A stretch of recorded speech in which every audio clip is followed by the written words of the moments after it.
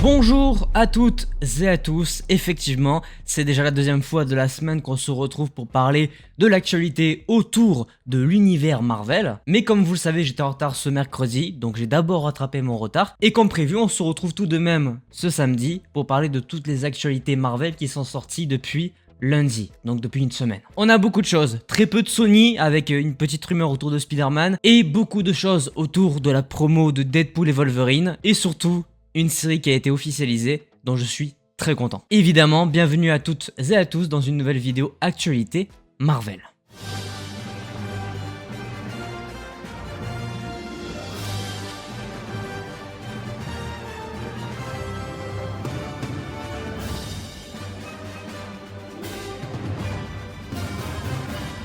Je vous propose de ne pas perdre plus de temps que ça, on va directement aller dans le vif du sujet, on va évoquer toutes les rumeurs qui sont sorties cette semaine avant de passer à l'officiel. Parlons de l'unique rumeur autour des studios Sony Pictures, ça concerne évidemment la rumeur autour du retour de Tobey Maguire et Andrew Garfield en tant que Spider-Man dans le futur, avec notamment la possibilité d'avoir pour l'un d'entre eux, voire même les deux, un rôle clé dans la suite des projets Marvel de Sony, à savoir qu'a priori il s'agirait d'un projet séparé de la saga du multivers de Marvel Studios. Donc en gros, ce qu'il faut comprendre, c'est que si jamais ça arrive un jour, et que si on écoute mot pour mot cette rumeur, on n'aurait pas ces deux Spider-Man là dans un film avec Tom Holland, comme pour Spider-Man No Way Home, mais bien potentiellement deux films indépendants qui pourraient leur donner des rôles clés dans le futur des projets Marvel de Sony, à savoir le Spider-Verse. Après, évidemment, ça reste des rumeurs. Comme tous les mois, il y a une rumeur qui sort sur le retour de ces deux acteurs-là.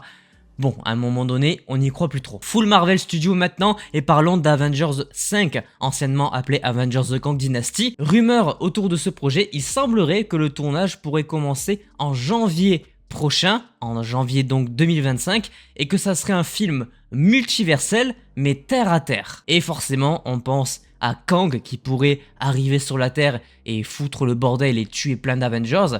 Mais il faut rappeler que Jonathan Majors n'est plus le Kang actuel, que pour l'instant personne n'a été officiellement annoncé pour être le remplaçant. Giancarlo Esposito a révélé récemment qu'il avait intégré le MCU. Est-ce que c'est pour jouer le personnage de Kang ? Peut-être, mais rien n'est assuré ou définitif. Et de toute façon, ça reste une rumeur. Mais avoir un film un peu plus terre à terre par rapport à tous les films dans l'espace qu'on a eu ces dernières années, franchement, déjà, je pense que c'est une bonne chose.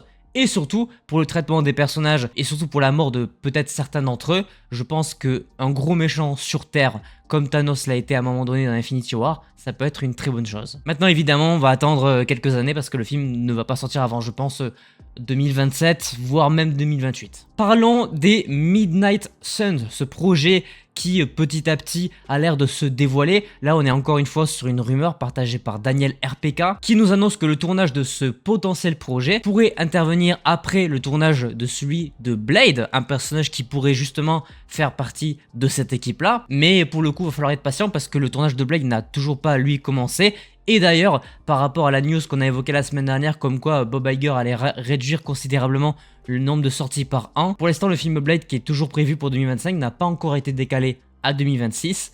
Maintenant, le film n'a pas encore commencé son tournage, donc ça veut dire que potentiellement, s'il y a vraiment un film ou un projet Midnight Suns, ça sera pas avant fin 2026, voire 2027. Parlons personnage casting, parlons Taylor Swift, surtout, sûrement la personne la plus connue de la Terre entière au moment où on se parle. Elle aurait eu, apparemment, rumeur des discussions avec Kevin Feige, le patron de Marvel Studios, pour intégrer un projet autour du personnage de Phantom Blade. A priori, ça serait une série d'espionnage, puisque le personnage dans les comics est un espion. Elle n'a pas de pouvoir, mais elle a quand même à un moment donné porté le nom de Miss Hulk, puisqu'elle a eu les facultés pendant un très court instant de She-Hulk. Ça reste une rumeur, mais a priori, il y a des discussions entre Marvel Studios et Taylor Swift. Alors je sais que pour la plupart des fans de Marvel, on ne veut pas la voir dans un programme Marvel Studios, j'en fais partie. Mais écoutez, a priori, la rumeur dit que ça pourrait être le cas.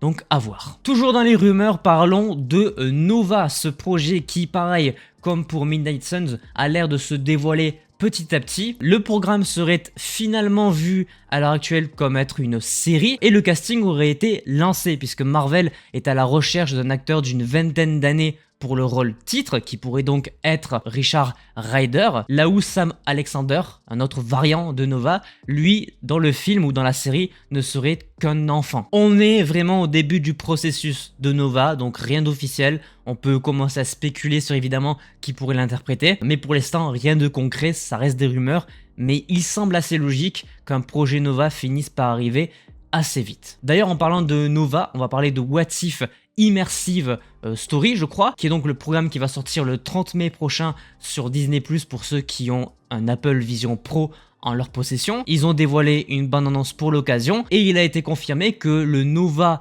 qu'on voit à un moment donné dans cette bande-annonce n'est autre qu'une variante de Captain Marvel, donc de Carol Danvers, et n'est donc pas une version basique de Nova telle que Richard Rider. Pour les curieux et pour ceux qui ont un Apple Vision Pro, ça sera le 30 mai sur Disney+. Allez, maintenant full officiel, parlons un petit peu de Deadpool et Wolverine. Forcément, la promo continue, on a une petite affiche qui a été dévoilée, les tickets pour le cinéma américain ont été mis en ligne. En France, nous, ça va pas tarder à arriver, mais il va falloir encore attendre. Et ils ont carrément pollué les salles de cinéma puisqu'ils ont tourné des petites vidéos pour demander aux gens en salle d'éteindre leur téléphone.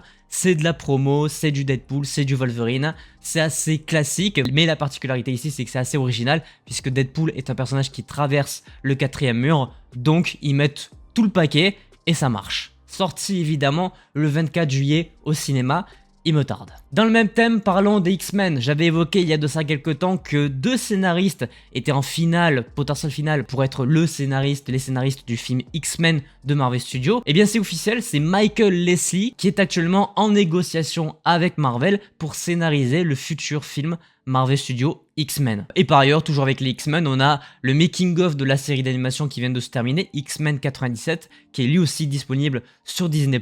Les X-Men arrivent très fort, on a 2 programmes autour des mutants cette année, X-Men 97, Deadpool et Wolverine. Et très honnêtement, j'ai confiance en Marvel Studios pour le premier film X-Men, j'ai très hâte. Alors celui-là, je l'avais pas vu venir, mais écoutez, sur la plateforme M6+, est sorti officiellement, publiquement, il y a de ça quelques jours, le film L'Incroyable Hulk. Il faut savoir que le film L'Incroyable Hulk et le premier Iron Man sont des productions qui ont été entre guillemets produites aussi par M6 et pour des problèmes de droit pendant pratiquement 15 ans pour les 2 films, on ne les a pas vus sortir en France. La semaine dernière, c'était Iron Man qui a enfin trouvé sa place sur le catalogue français de Disney+. Et maintenant, c'est au tour de l'Incroyable Hulk, cette fois-ci sur M6. Alors oui, c'est clairement pas la news de l'année, mais franchement, en termes de droit et d'histoire, putain, enfin, on les a en France, quoi. Et enfin, dernière news de cette vidéo, ça concerne la confirmation d'un projet, d'une série, celle sur Vision Quest.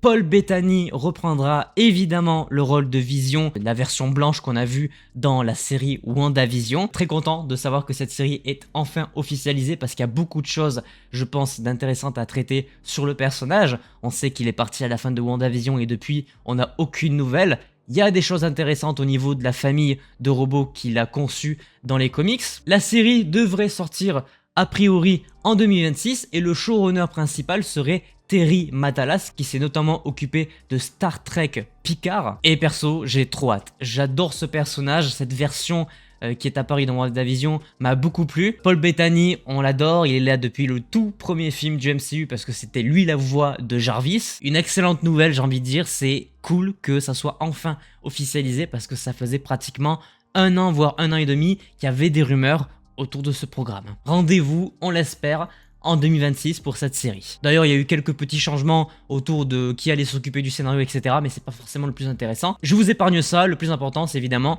que la série soit officialisée. Et sur ce, voilà tout ce qu'il ne fallait pas manquer cette semaine du côté des actualités Marvel, que ce soit Sony et Marvel Studios. Du côté des jeux vidéo, pas grand chose. Il y a la bêta de Marvel Rivals qui s'est terminée, il y a des personnages qui se rajoutent.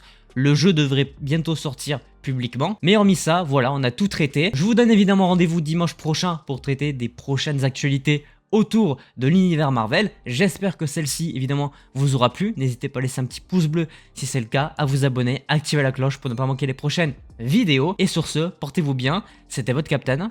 À la prochaine.